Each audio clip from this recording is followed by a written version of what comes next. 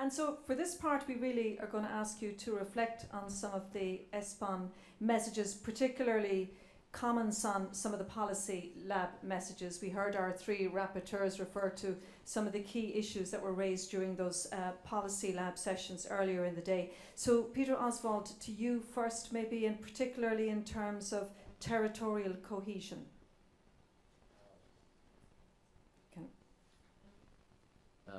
Just for territorial cohesion, it contains what I said, because I think we have to take cohesion policy most like regional policy. If who's worked a long time for that, we know that this was the time where it's worked, because it's a cohesion fund which is going mostly to the states, but it was a support of cohesion of the cohesion policy of the regional policy.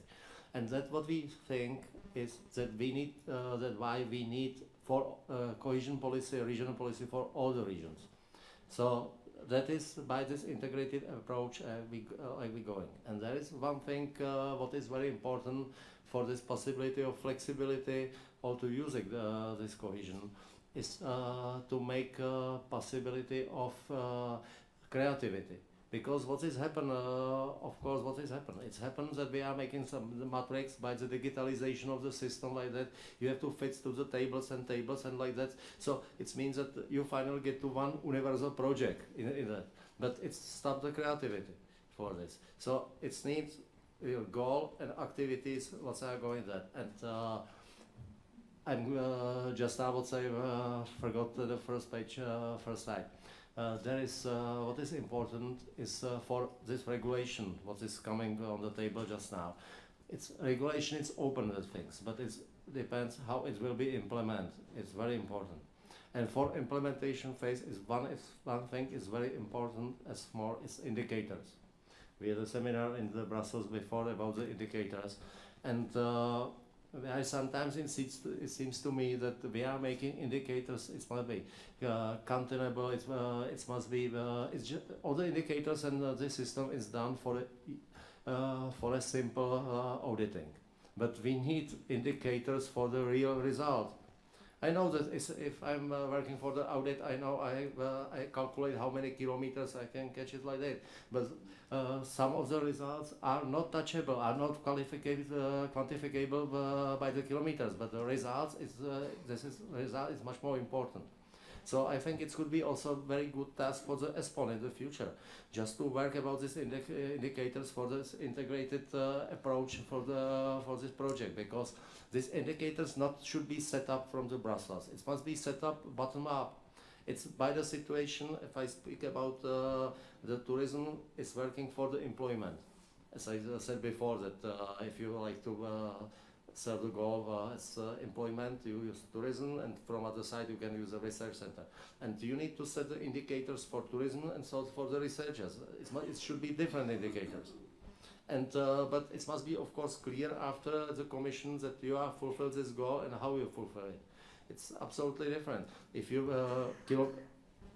kilometers of roads, it's of course they are using anyway how many kilometers of roads are built, but it depends how many people are going to use it. If they have to go to the work somewhere, if it's going, what for they are going to use this road? Not how many kilometers you build, but what for you need this road. That is this is important, and this is, I think, this is a real regional policy and real territory policy what we need. We need to change this approach, and I think it's coming also from Barker reports anyway. Just open it and read it again.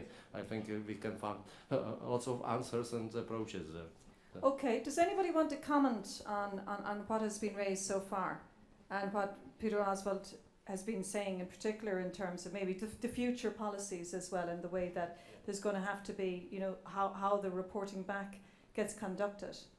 Does anybody want to have a comment at this stage? Say anything at the moment? Okay, so just, there wasn't a micro. What do you mean by creativity? Creativity, I just explained you what is not creativity. I remember when we just preparing for the accession to the European Union, we have just cross-border project at the time. And it means there was one model of the project, it was a cycling road. So for the citizens, just the view was that the European Union making the cycling road. That was the view at the time. And creativity is, for example, to find a new project, new systems, new possibility. You can have an approach, for example, to employment. It's creativity. It's mean to start to thinking how to really build a project. If I speak about, coming back to this employment, maybe somewhere I need. Some places I need, for example, some education, so I need some requalification, but maybe it's a problem that I'm not able to put together people to work. So just to think about it. But model is that what I have to fulfill. Is it land owned? Yes. Is it built on? Just example, we have to build a bridge near prison. And there is one discussion, because you need to own all the land before you start to build. But we have one pylon in the river. So we are not able to fill because we are not able to buy it. So we are not able to fill it. So say, okay, it's not acceptable because you don't know the land. You are getting to that situation, this very practical situation, you get it. Or say, okay, you get it and you have the possibility to build that, but you can have just measure it.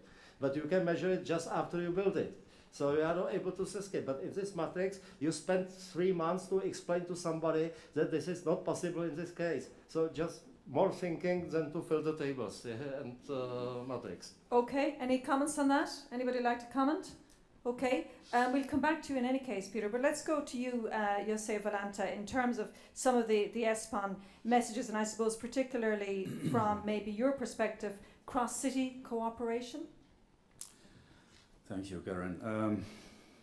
As being first time here, also in ESPON as well as in this beautiful city of Sofia, it has been very interesting to hear about the conversation, and somehow I was very pleased when listening to Ilona Raukce's remarks and the goals you are putting into the policies, or not demands, but let's say requirements, policy guidelines, advice. Sounds better, because I found them quite many very pragmatic, and for example, on the viewpoint of Six Cities strategy, one can say that the polycentric development is somehow binded up into this whole philosophy of this one certain ITI project, and would be probably a good example in practice how it works in a very functional way. Even though there's a lot to do and we are still in the middle of learning process, and it's not a glory story from very beginning. A lot of mistakes has been done, a lot of still has to be done. We need to put up more gears, but we are still catching up the speed that we are looking for. On my perspective too, the cohesion funds here, which in our national level are, let's say, a minor issue. Finland get 1.5 billion euros per 7 years divided, not annually, per 7 years. So you don't build castles with those kind of money, but it's a good seed money, and we try to get the most out of it and concentrate on very, very practical things, like I said earlier. And I think we are among the ones that are striving for the innovation-driven cohesion policy against, or well, one can say probably against the, for example, traditional way of putting infrastructural investment-based cohesion policy. Or then at least we should concentrate, and we as a nation have to be more active in urban policy issues, and we all have to take care that the urban agenda is proceeding. I was delighted that ITI is in SAFE, because it's a good tool. Please do all you can in your power to encourage that, because I think we can find also in other EU member states many practical push-throughs or breakthroughs through that. The other forms, and I would say that what we are lacking behind also is that we haven't been very successful in European Social Fund actions. We are trying to put more emphasis on issues that are concerning the people, the youth, the unemployment, the people who are in a weaker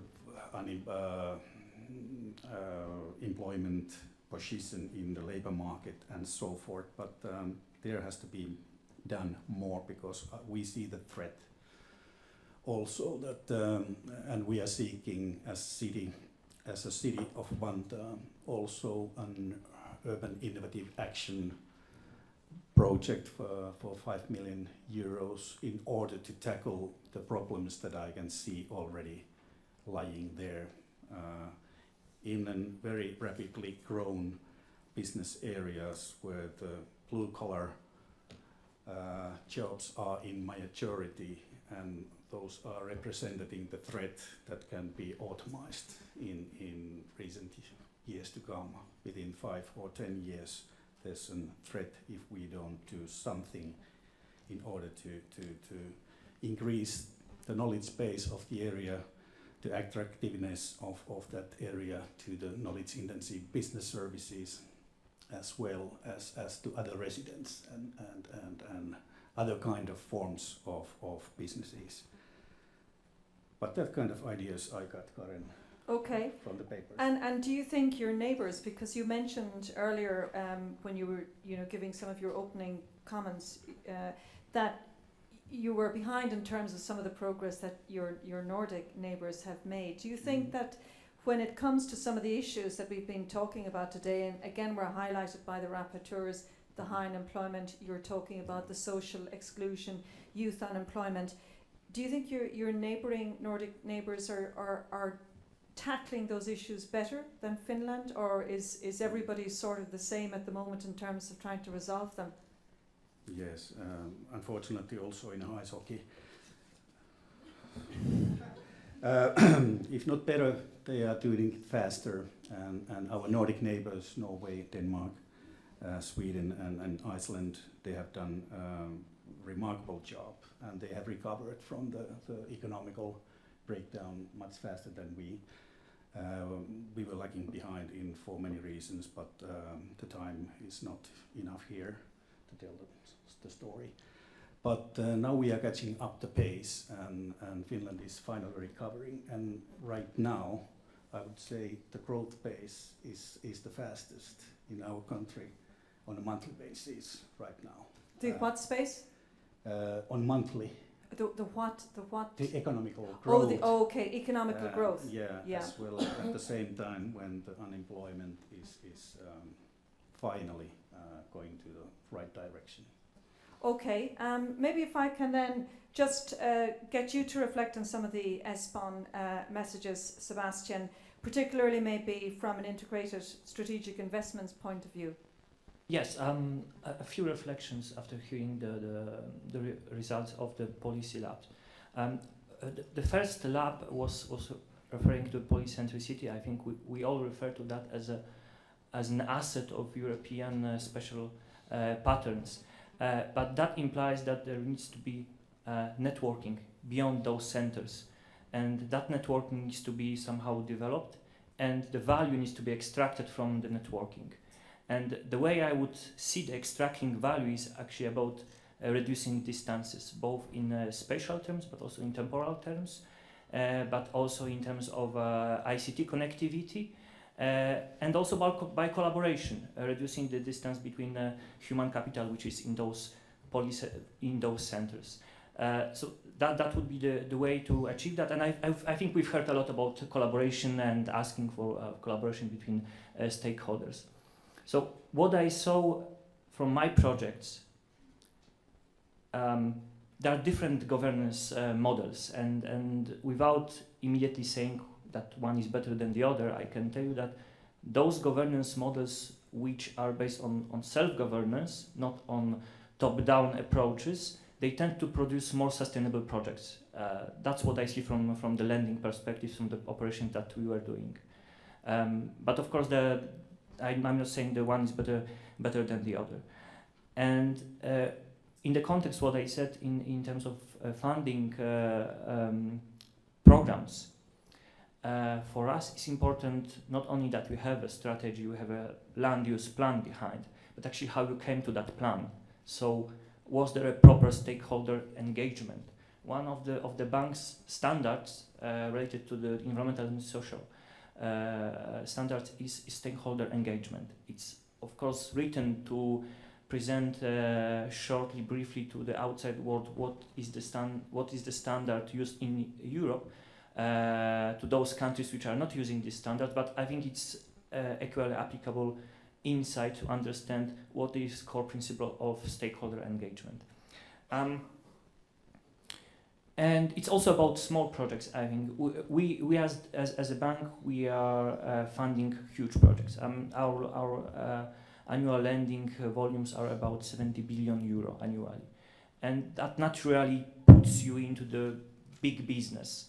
But through the operations in integrated territorial development with the regions, with the city, we basically try to actually reach out to the smaller projects and be able to achieve them. But in order to do that, the banker tells you need to have a counterparty. So it can't be a counterparty which does not have a credibility. And we come to the issue which was discussed in the panel. So we have a functional urban area or we have a functional regional area. It is important for cooperation, but if it's not institutionalized, it cannot take a loan. Yes, it can take grant maybe, but it cannot take a loan. So you cannot leverage the money that you have practically with the lending part.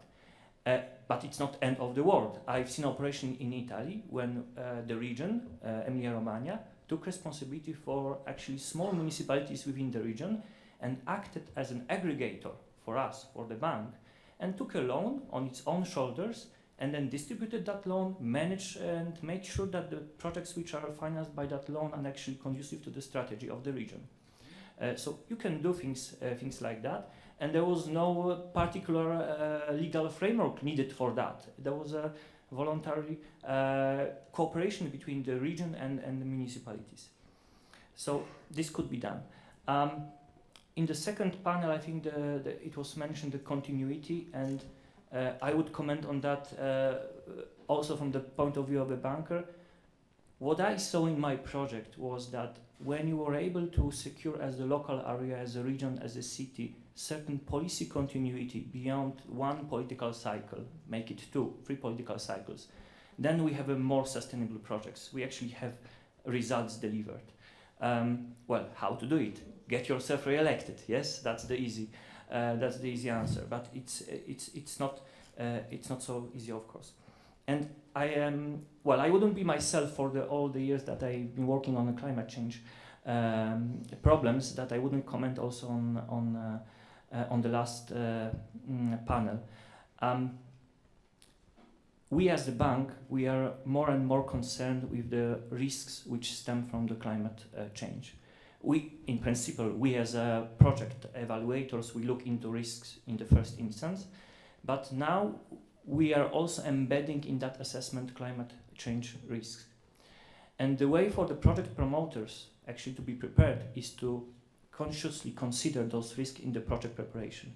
And I think I'm speaking now to the planners, and you should somehow convey the message that it's the moment when you do your planning, it's the moment when you do your pre-feasibility study, it's the moment when you do option analysis, when you should look how the environment in which you are going to implement the project now and over the next 30 years, or if you like, over the lifetime of the project, would look like and how it would interact with your project.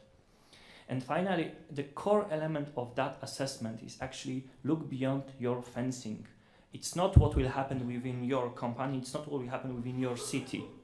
If you stop to have a water supply, or if you stop to have a energy supply to your city, it will not be in your city happening. It might be from the grid connection, it might be from the water supply of the region.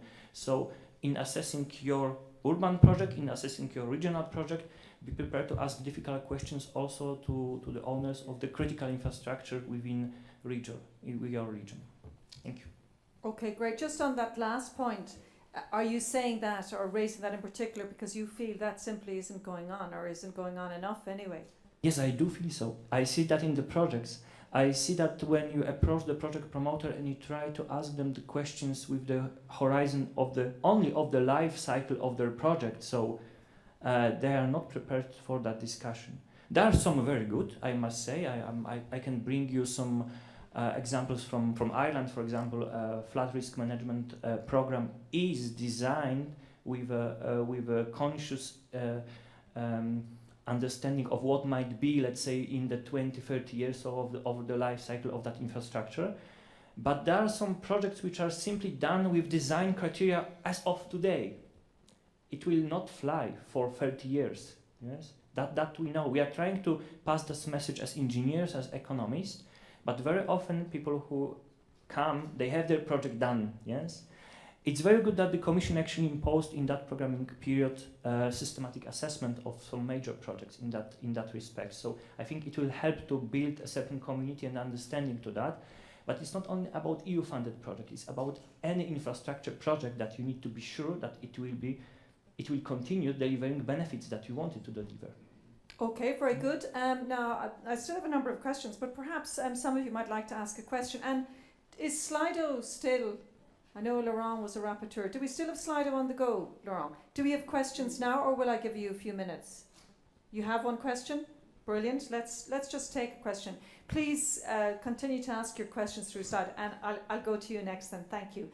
So, how have business interactions been developed between the 6 cities since the setting up of the ITI? You say that's for you, I would imagine? Yeah, pretty much so. Very well. Short answer. There's a lot of variety how they have been, let's say, fulfilled, how they have been pushed through, and in what phase we are on current year. For example, I can give you an example, like let's say 2 years ago, when EU put us under pressure to put up and make low carbon cut emissions project. They had to be, was it 1/4 or something about the amount of the processes and the budget. And we were thinking that what the heck, what we do this, and it was more or less like a ban and more or less like a barrier in order to make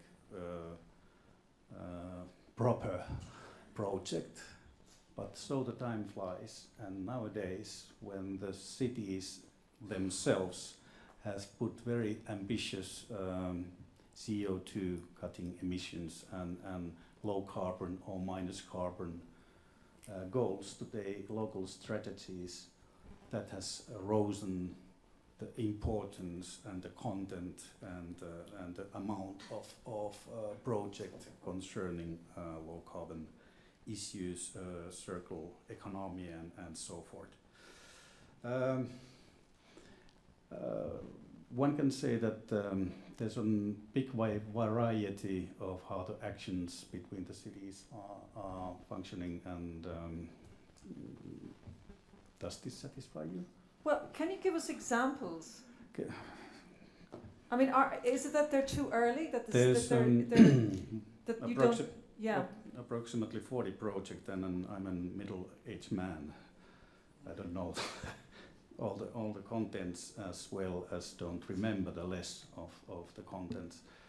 But if I give you an overview of what kind of projects we are dealing with, that would be great. Which I promised, as well as the themes, then you probably get a better overlook what we are dealing with.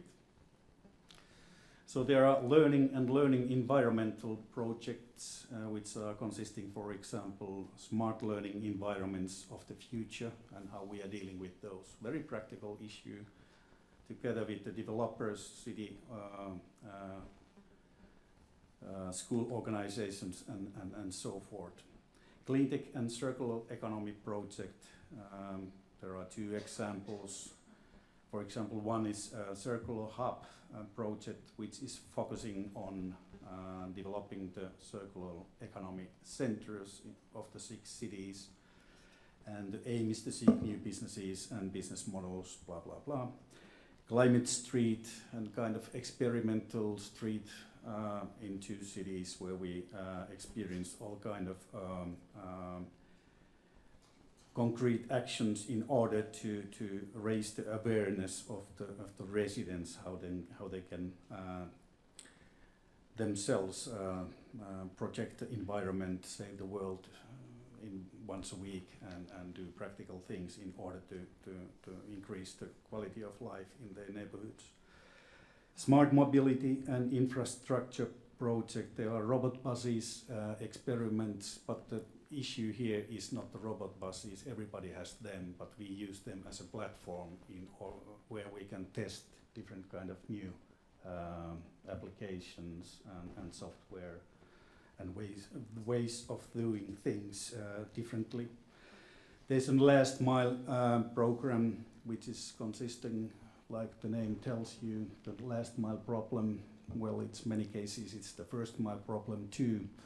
So what is the wisest way to get from A to B in certain part of the 6 cities, and how we can also boost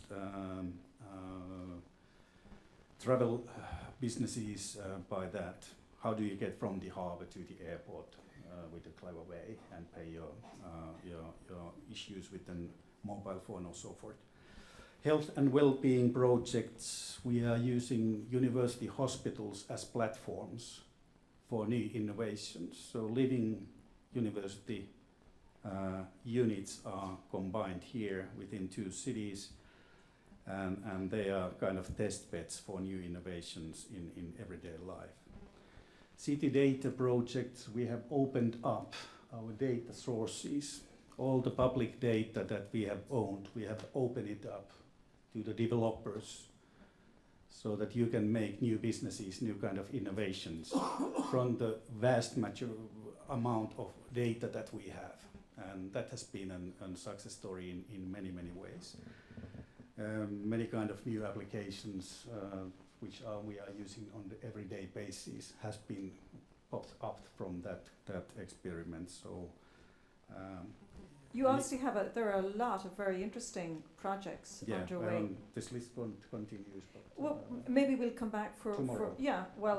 I think we've got a flavour of some of the really interesting ones. Just on the data, because that has come up several times about data and sharing data and all of that. You're saying that the data, this important data in terms of some of the projects you're doing, has been opened up. Yeah. Was that a big challenge? Did it meet much resistance? There was a mental resistance for a while, but after we saw the first innovations and applications that came through it, it encouraged us to do more. And nowadays, for example, the state of Finland, who owns the data to the map systems nationwide, has opened their data to the application developers and so forth. So that proceeds. There are many good paths and many good stories have frozen up from the encouraged to take the first 1, 2, 3 steps. Yeah. So, yeah. Okay, very interesting. Thank you very much for that. Now, lady over here had a question or a comment, so if we can get the mic up, that would be great.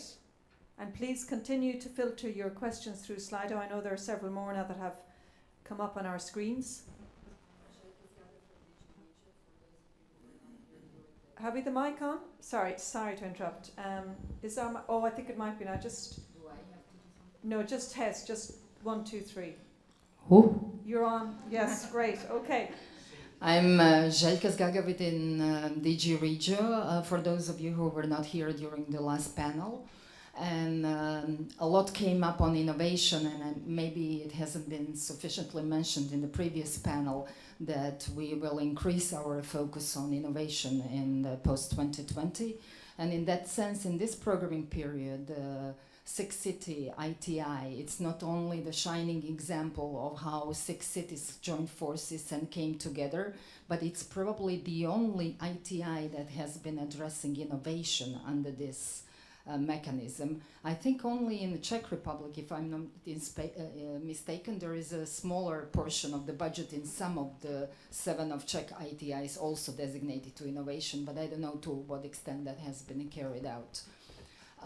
And one interesting moment that in this programming period, CLDs will be also able to address innovation and propose innovative solutions, so bottom-up innovative solutions. Can you just tell us a little bit more about that? Because, you know, so what about rural areas? It's just regulation at the moment says that innovation can be addressed by CLDs, which, what I mentioned in the previous panel, will now be used for implementation of integrated urban development as well. And they would be appropriate tool for like kind of a smaller urban areas or urban neighborhoods. And is it primarily focused on urban areas?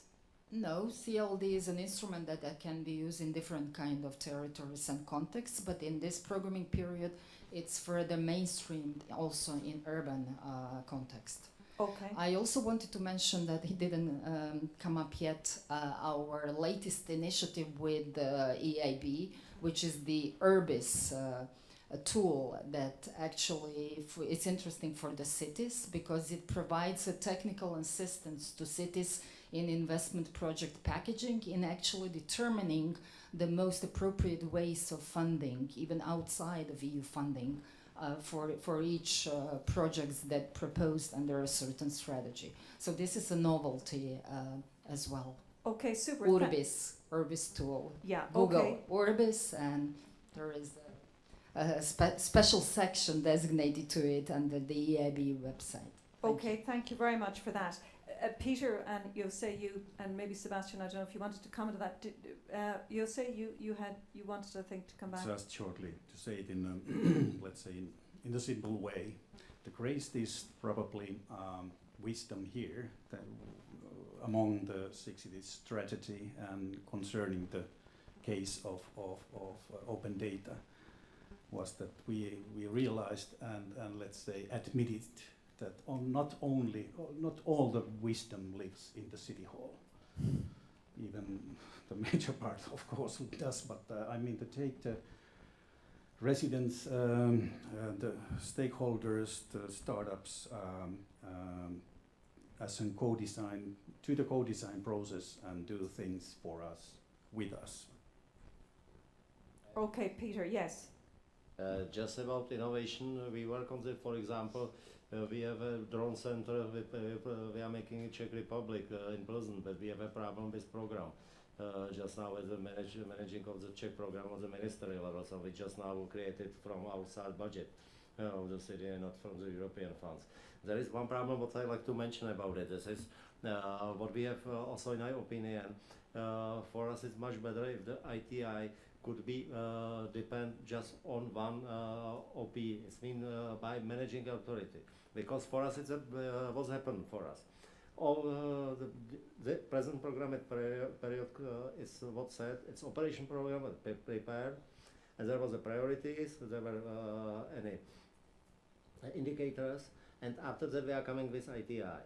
And so we have to hit to the priorities and to the activities and indicators of the ministries' programs. So you have, it's very difficult and tricky to make it in balance because you can't make it yourself. You are doing like that, and so you are depending. You are running from one ministry to approve to another ministry.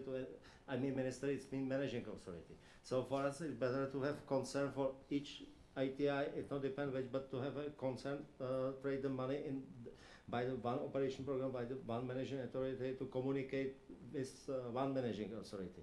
It's for us very important because it's why is a delay, because we have to set all the problematical difficult structure to discuss with all the managing authority to have an agreement with that. So this is problematic. But if I just can say, the lady over there, she asked about the creative project. I just remind me one if we have yes. time. It's many years ago, but it starts I don't know which year.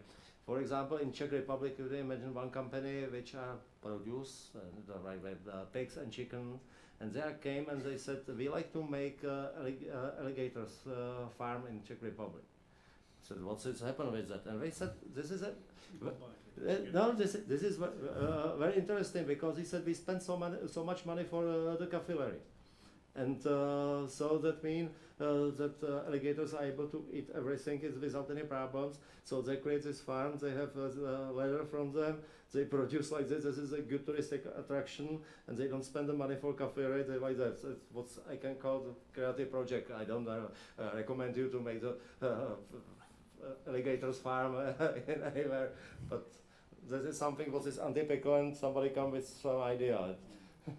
Okay, I remember going to an alligator farm in Australia a couple of years ago, and I can tell you it was a desperate place altogether. I hope they treat their alligators better than they were in that place. They were turning the alligators into leather for very posh shoes and very expensive handbags, and the conditions in which the poor alligators were being kept were terrible. Anyway, don't let me get us started on cruelty to animals. A question for you, Sebastian. Does the EIB implement a place-based approach? And if yes, how? So to tackle that question, first I need to make a comment that if you are looking for a policy, place-based policy, so the bank is a policy taker, not policy maker. So will not make a policy when the local authorities are not making that. So it's other way to say that the money will not replace your planning, strategic thinking and policy making, and vice versa, the policy making will not replace the money. So if it's not there on the local level at which it should be, we'll not do that as the bank, but we'll of course in our discussion in the project assessment, as I said, referring to the principles that we have in assessment, well, we'll have a problem because the project is not well embedded into the planning approach, and perhaps that plan is generic, is not place-based. But coming to a different angle of that question, every project assessed by the bank is assessed on its own merits. So they will have a look by engineers and economists into that project, into the context, local context in which it's done. And the local context, depending on the sector, may mean your street or may mean your country. Yes, it depends what's the legislation in which it is happening. And each of those operations have a certain assessment framework which basically permits to make a tailor-made setup of requirements, I would say, depending on what the project is and how good that project is.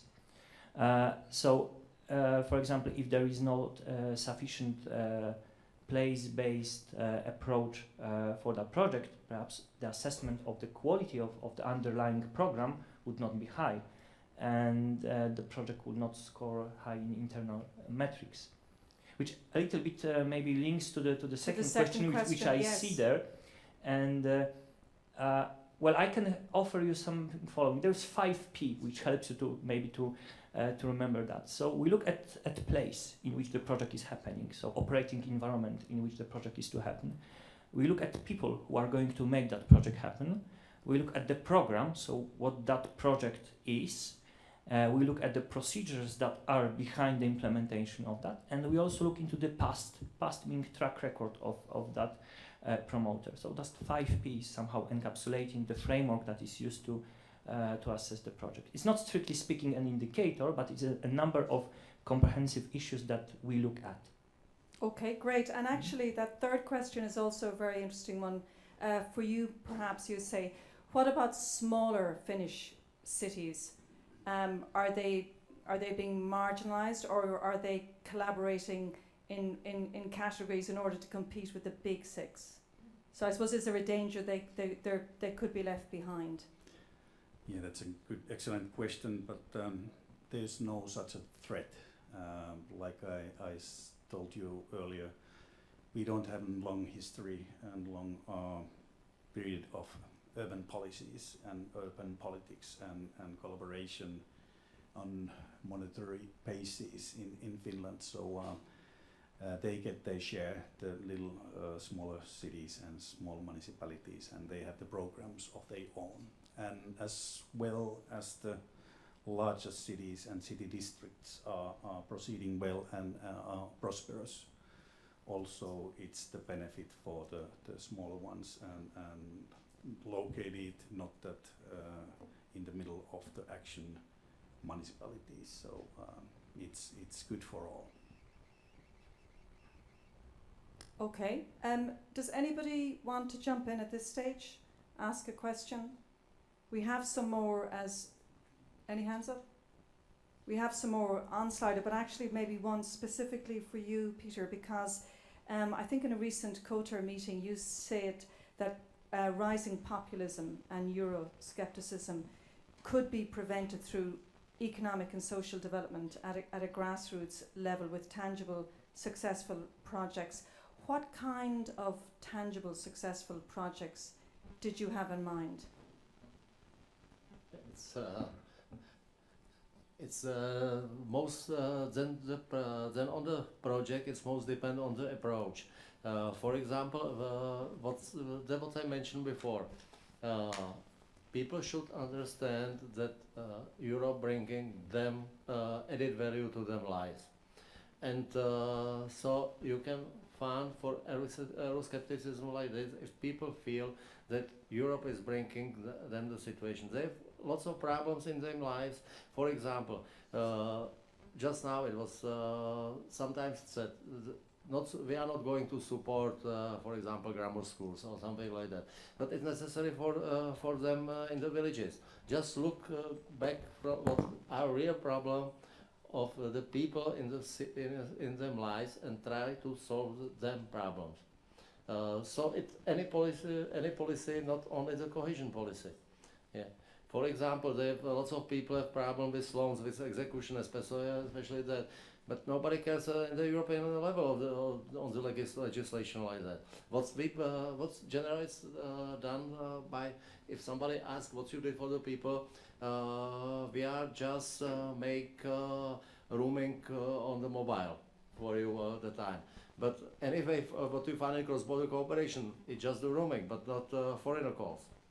So I mean, you save the money for the roaming if you are calling back home from the holidays. But if I am calling to my friend to the German number, I pay about €3 for a minute.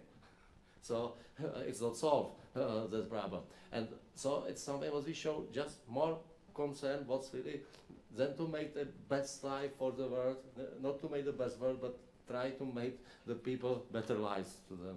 That is the approach. And through the cohesion policy, we have an instrument where you can show by the project. Anyway, I know it's not a real European added value. What's its feel if somebody repairs a road, pass road somewhere like that? But it's for the citizen. It's important, and that's what I mean. This is a regional policy, and we have to take as European added value regional policy itself. Like research, like development, because it's making Europe this regional policy. But what about even in the Czech Republic, for example? Because Professor Barka was talking this morning about, you know, the parties that have gained popularity in Italy, and in some cases they're very much representing areas in rural areas, but they're in touch with people. They understand what the issues are. In the Czech Republic, in rural communities, you know, what do you think could be done to ensure that they don't get left behind? Because we're hearing about some very innovative projects in, for example, the Finnish cities and innovation elsewhere. But what about those rural communities? Our villages are not exactly rural communities. We have different structure in Czech Republic than lots of countries, because if you are travel, you can each second or third kilometers you are in the village. So, for example, difference with Spain or other countries. So it's our villages are not typical, mostly rural communities, but the people are going to the cities to work for something like that. But what is important for them, and I could say what the mayor said, because by this present programming period, when it was prepared, so they said before they had the programs, for example, for cultural heritage, for some other matters like that, and just now they said we don't have a priorities for us. what we can show us. So just put them the chance to show them what really they need for the citizen. And second thing, what is very difficult, is that these mayors are taking European funds and cohesion-based cohesion policy like risky business just now, because they have so many audits, they have so many controls, they have so complicated situation, and I could say, and they got a penalty, especially for the mayor. If they got a penalty, every just real mistake is taken like fraud and something like that, and for politicians it's killing them. So the people, these mayors, are just now scared to go to the project because it's very risky for them and for this political situation, because they don't like to steal anything. They just make mistakes, as everybody makes the mistakes. But for everything they are coming, okay, you get 20% of the correction. Yeah. For example, I know just one example. I have my friend is a mayor of the village. When they like to make the reconstruction of the road by the European funds.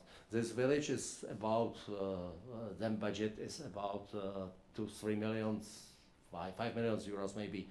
Like this is a small village, and they were happy about it. And the company which are coming back to the project, they opened this old roads, and they said the situation is better than before, and we can use than we expect, and we can use cheaper technology. So they said, okay, so you can use this cheaper technology. But what happened after that? They came from the audit and they said, if you know before that you use this technology, you should make another tender, so you have 100% of the correction to get everything back and you get the penalty. So like that. So do you know what could happen in this village about European money and how they like European Union after that? Because by this budget they are in a very bad situation. But it's a realistic approach. He saved money, he nothing stole, he saved money, European money, he saved money of the village, and he gets to the troubles and to the problems anyway for the savings. So that happens. This is not reasonable approach like that, and that's what you say about Euroscepticism and that approach. Yeah. Okay, and maybe just back to you, Jose Valanta, just on again, you know, the rural-urban connection or divide, whichever way you want to look at it. Do you think the 6-city cooperation network can create spillover effects for rural areas? Yes. When you realize that you're probably the only obstacle between the networking coffee and the seminar, I try to be very precise. Of course, they're the part of the functional city regions and the rural areas. Like I said earlier on, they, at least according to my knowledge and according to my opinion, they are benefiting if the city districts are succeeding. We are not competing against each other. I mean, not Helsinki, Espoo, Vantaa, or the rest of the 6 cities. We are competing in the economical competition against or with Amsterdam, Stockholm, Göteborg, Copenhagen. Well, London is far beyond. But we have to concentrate on that kind of international competition. So yes, they do benefit, and yes, even though not in a direct investment sense yet, but people are commuting, they are living there, they get their incomes from the city district, so it's a very vital part of this combination. Okay, and I don't think, Sebastian, I asked you that question, we got that answered, yes. The second one, what's the name of the action by EIB that supports the implementation of EU-financed programs? Just ask for framework loan or structural program loan, but I think it's easier to say framework loan if this is what we are looking for. But usually, please do contact with the local office of EIB or with the headquarters at Luxembourg, and you will be guided. There is no application form for the bank. There needs to be a project. This is the fundamental question that we are asking ourselves. Do we have a project? If there is a project, then we'll have find a way of finding right instrument to support this project. Okay. Any last few questions from those of you who may still want to ask a question? I won't stretch it out if we're coming to the end of it. There is another question here that we still haven't addressed. some regions have a poor culture of cooperation. How can this problem be addressed by any instruments? Peter? For EIB, I think not the task of EIB. Okay, Sebastian? Another figure, but I think it's on the other way, and generally other regions it's always about the contacts people to people, about the politicians as it change. If you don't have a good political communication, if you don't have a good communication between them, but it's difficult to create it, and so this create the information. And I think it's very hard work, so if we create our agglomeration, but if you propose them, if you attract these villages, this area together, it starts to work, but this is most hard part of this work, what is that, and I think if somebody has a region, it's for Nobel Prize maybe they like to do it. Okay, and let's just take the last one for the last question. Jose, it's back to you again. What is the monitoring and evaluation mechanism or approach for the 6 cities strategies, and what are the main indicators for success? We are doing it in a yearly basis and together with the officials of the representatives of the local stakeholders of the European fundings, so the ECF and ECDRF. So it's a part of the job. The strategy, when we implemented that, we did put the criteria in the first place, and we have been following that. So if that's an unsuccessful, satisfying answer, I would give my share to the previous one, which I think was a good question concerning about the cooperation, and some region has a very poor reputation in cooperation, and according to my experience, this is a question of trust. There's 3 major principles that has been fulfilled. When you are cooperating with multiplayer game, one can't win all, or always. Nobody or not all the participants are participating or winning all the time, but everybody have to win sometimes. If you can guarantee that those principles will be fulfilled, everybody are usually satisfied, and the best guarantee to build up trust is common projects or common practical issues, not policies, common practical issues you do together. Okay, well, thank you very much for that, and thanks to the 3 of you. You've contributed an awful lot. We really appreciate your time. So, ladies and gentlemen, perhaps you can show your appreciation to our 2 guests.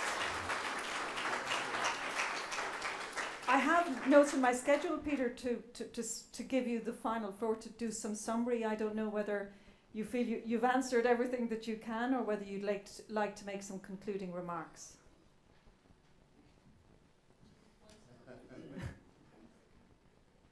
Maybe one for the end. I think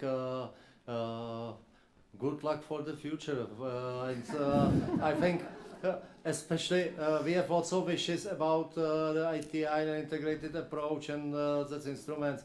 I'd be happy if 10% will be done, and it's remind me one thing. If you know, former Prime Minister of Russia, Mr. Chernomyrdin, said we had a very good idea, but the result was the same as usual.